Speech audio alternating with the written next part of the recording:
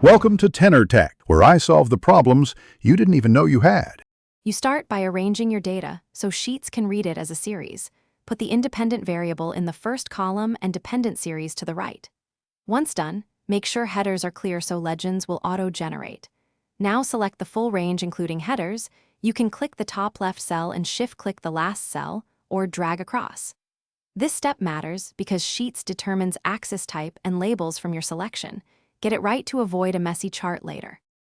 You insert the chart immediately after selecting data. Click Insert, then Chart, and the editor appears. Next, under Setup, change chart type to line chart.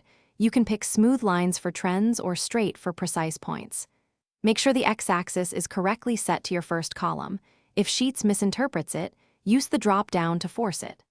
Also verify each series maps to the right column so colors and legends match your intention. This prevents confusing overlays and incorrect scales. You now polish the chart using Customize.